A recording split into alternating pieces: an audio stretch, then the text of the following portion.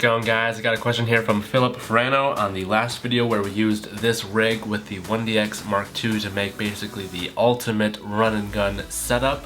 Philip here says, "Sold! What an absolute bargain. Have you tried it with the 80D? That's what we're going to be doing today." He continues on to say, "I was wondering how the focus ring was attached as I thought specific rings would need to be purchased. Then I looked at the Amazon offering at the beginning of your video and now see how the adjustable ring is attached. By the way, what lens are you using attached to the 1D? Thanks again. Your mom and dad must be proud." Well, thank you for the very heartfelt comment. The lens that I'm using on the 1DX is the Sigma 24-70 f2.8. I actually did a review with this and the 1DX. Make sure to check that out after this video. So today we're going to be making a custom rig designed specifically around the 80D. Everything that I'm going to be using in this video is all linked down below, and just as Philip said, it is very reasonably priced. Alright, I'm going to start with just the main body here. I have the stock 18-135 USM lens. This guy has the best image stabilization of any lens I have ever used, and it's just so convenient for this kind of run and gun photography. And with this extra stabilization that we're going to get from this custom rig, your films are going to be so amazing. Alright, so I've already got the mounting plate installed that comes with it with a 1/4 inch thread. Now I'm actually going to break this down even farther so it looks like it does right out of the box. Alright, so now this main piece that the camera actually sits on comes fully assembled like this, and I'm going to actually make a couple adjustments from my 1DX. So you can actually move the rails vertically and horizontally. So I'm going to push the rails down. Basically what this is going to do is allow for the mounting plate to be up higher from the rails, so when we put the matte box and the follow focus on later, it can actually fit with the camera by putting this guy up a little bit higher from the rails. It doesn't really matter where you place these rails because it is fully customizable. I'd say you should probably start out with something that looks a little bit like this with the camera facing this way. A nice big section here to allow for stuff to mount on there, but you can always come back later and change it if you need to because it is fully customizable. Alright, so we got this roughly calibrated for our camera. Now we're going to take the 80D and put it on the mounting plate. It actually took me a while to figure out how to do this. I thought it wasn't lining up right. The correct way to do it is to take this blue kind of push thing and push it in, and then tilt the camera a little bit like this, slide it in there and push it down, let go of the button, and then tighten the screw thing on the side, and it should work just fine. You can actually adjust it front and back from the plate right here, so get a nice spot and tighten it down with the thread right there. This is different from most of my other tripods. Even on the mounting plate, it's very similar to like all the Manfrotto ones, which is a great crossover, but this style of mounting is slightly different. That's the way that you should do it correctly. Alright, now all the hard work is done. We've got a camera and some rails. Now it's time for the fun part. We're going to take this C-arm and throw it on the back right here. So as you'll see with all the upcoming pieces, they are machined perfectly. So it just all lines up nice and beautifully with this super durable black aluminum. We're going to tighten down the C-arm. Now this company actually makes a couple of different variations for the arm mounting system like this. I mean, there's some two-sided ones. This is personally the one that I like the best. After that, we're going to take the handle, which comes with two skinnier rails, and that slides in at the top right here. Alright, so for positioning of the top handle, you want the center of gravity to be roughly right in the center of the handle right here. This is so when you pick it up, it'll be nicely balanced and you won't have any issues with your camera falling or anything like that. So you can actually mount the C-arm in front of the camera and base plate, which, since we are using the stock lens, which is a little bit bigger, I think this might be a better option for us. A big part of building out a custom rig like this is just playing around with it and figuring what works with your camera and setup. And boom, now you see if we try to pick up the handle here, center of gravity is not good whatsoever. So what we can do is loosen the top handle here and pull it off. And now also loosen the rails, push the rails back. So now we're basically using the back end of the rails and then slide this guy back on. So now we'll find the center of gravity right about there. Boom, I like this a lot better with the grip. I think this will work a lot better. You can also put the grip right here in the center, which I did try. The only thing is that you have to take both of these rails completely out, put this in the center, and then put them back in.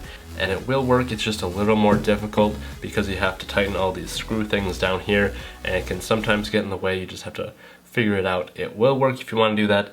Otherwise, it's just much more convenient to put it on one of the two ends and then move the handlebar into the center somewhere like here. Alright, now it's time for some accessories. We're going to put the follow focus ring on here, and I think Philip had a question about if you need to buy specific rings. The answer is no, it comes with one fully adjustable follow focus ring, so you shouldn't really need to buy any additional ones. This one will work. If you want to buy extra ones, like to interchange lenses, you can totally do that. Otherwise, you can just move this onto any camera that you want. So even without mounting the follow focus system, just by grabbing onto this little screw here, you can do much better focus pulls than if you were just grabbing onto the lens itself. But we want to fully deck this out, so we're going to put on the follow focus gear system. Once again, it has these two rails that perfectly slide on nice and smooth like butter. Man, I love this guy so much. So with this little screw on the bottom, it actually does two things. It tightens onto the rods, but it also controls the horizontal movement like this. If you have a really big lens, you'll pull it out, or if you have a really small lens, push it in like that. I'm gonna say we're gonna go right about there, and you'll see that I have it pushed out a little bit because you also have the vertical adjustment knob right here. We're gonna take it all the way to the top so it pushes this out nice and far, just like that. Just make a couple fine-tuned adjustments so the gears line up, tighten her down, boom, just like that, we got a working follow focus. Now I think I did see another comment asking if the follow focus is smooth, and boy, this is the smoothest follow focus system. I'm not sure, there's like this little black box. There's some magical gear system that converts this horizontal turning system 90 degrees into a different plane of turning, and it's just so smooth. Like, you're gonna love this follow focus system. Definitely, if you're getting a rig like this, make sure to grab a follow focus like this. You will not regret it. Alright, so the final portion of this setup, and what I'd say is the cherry on top, the matte box. I'm still planning on doing a video comparing using a matte box to not using a matte box and seeing if there's literally any difference. It's mostly just for looks. So if you're on a higher budget shoot, or you have clients who are just kind of old-fashioned like that, a matte box would be a good thing to get. Alright, I'm just gonna make a few final adjustments to make sure everything lines up correctly. I'm gonna take off the lens cap, and boy, look at that setup. You know what we're missing to just fully complete this would be a nice Rode Video Micro mounted right to the top. I'm using this 3/4 to quarter, no I'm not. I'm using this 3/4 to 3/4 inch adapter, which is actually a 3/4 to quarter with a 1/4 to 3/4 inch adapter. Otherwise you can just get a 3/4 to 3/4 and it'll work the same. As long as it works, it doesn't really matter how you get there.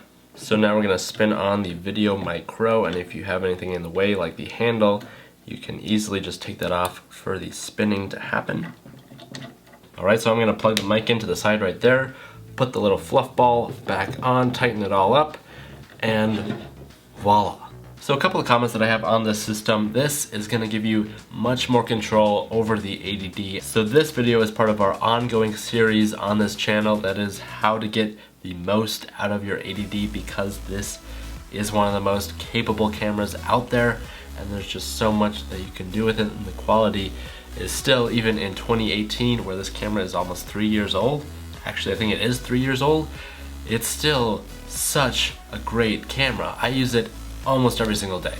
So by building out a rig like this, you can treat it almost like a cinema camera, so all of your movements and focus pulls and everything will be as cinematic as possible. With that said, now this rig turns a 1 to 2 pound camera into a 5 to 6 pound setup. Now depending on how far you take this, you could actually mount a nice little monitor on the side right here, and they have an extension arm to rest it on your shoulder like that, so you could go upwards of 10 pounds with this setup. But you know, for me personally, I think the extra weight is really worth the extra quality. That's gonna wrap it up. Thank you, Philip, for a fabulous question, and if you have any more on the 80D or any cameras that Canon makes, or building out a rig like this, or any cinematography or photography or anything like that, feel free to leave a comment down below and you might just make it in the next video. Thank you for watching, and as always, don't forget to keep it pro. Seriously, you look like so professional with this. I mean, seriously, just take a look at how professional I look when I'm shooting with this. Okay, bye. Time to go.